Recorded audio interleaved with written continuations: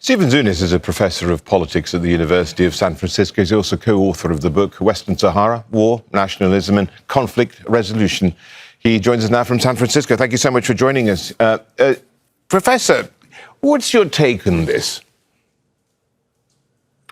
Well, it appears that Spain is put in an awkward position. Morocco apparently helped facilitate this mass influx of migrants, bringing them on lorries and buses to the frontier, and the Moroccan border guards letting them through.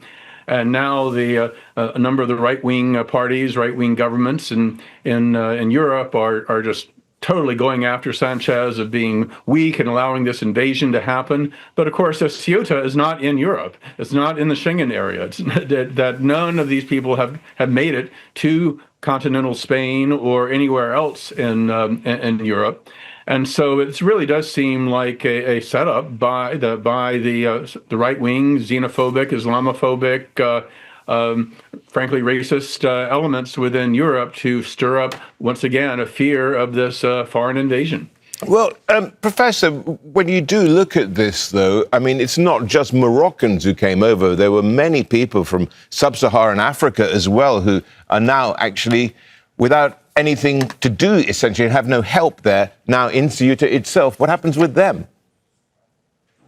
Well, it's definitely a humanitarian crisis that the international community needs to pay attention to, just as with the conditions, the wars, the oppression, the legacies of colonialism that leave so many people from Africa to want to flee to Europe. So both in the long term and the short term, there needs to be more responsibility to the humanitarian issues.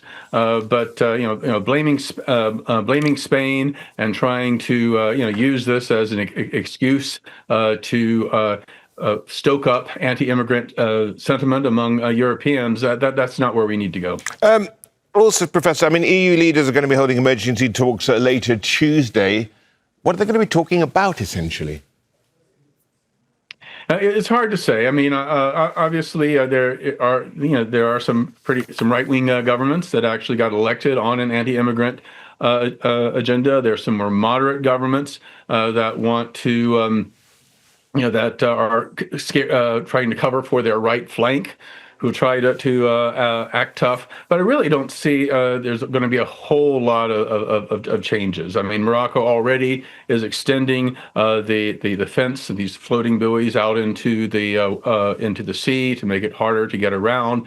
I'm sure they're going to do some other security measures. But let's remember, this is not the first time that Morocco has done this. Morocco did this in part in response to Prime Minister Sanchez's visit to Algiers, warming relations with Morocco's historic geopolitical rival.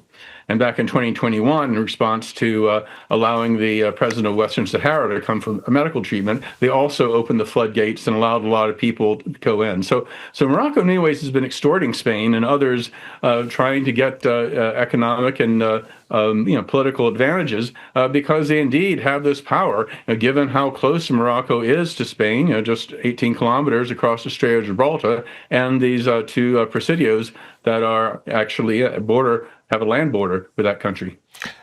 Also, Stephen, when you look at all this and you look at the Prime Minister, Mr. Pedro Sánchez's stance on the Iran-US conflict, is there any read-through from that? Well, it's quite interesting, actually, because just in the past few months, right-wing elements in the United States, allied with President Trump, have been really pushing this line that Ceuta and Melilla should belong to Morocco. And while that's certainly not an unreasonable position to take, these aren't. It would be naive to think these people are suddenly become anti-colonialist. I mean, the fact is that the Trump administration is furious at Spain for opposing the Iran war, not allowing U.S. bases in that country to be used for the Iran war, and even banning overflights by the U.S. Air Force en route to Iran. Meanwhile, Israel and Israel's supporters, the United States, of course, are furious at Sanchez for his outspoken support for Palestinian rights. And they, too, have been suddenly taking on this supposedly anti-colonial cause, saying, how Spain's, what a hypocrite. You know, Spain is the occupier, not Israel. And so I'm not, you know, there are people who actually believe that the U.S. and or Israel were behind this influx. I haven't seen evidence to suggest that, but no doubt Morocco felt emboldened to allow this to come because they knew that Israel and the United States would try to make political capital out of it. And of course, we know since the Abraham Accords, the United States, Morocco, and Israel have been much closer strategically and otherwise. Stephen, thank you so much. Stephen Zunes, there, Professor of Politics at the University of San Francisco.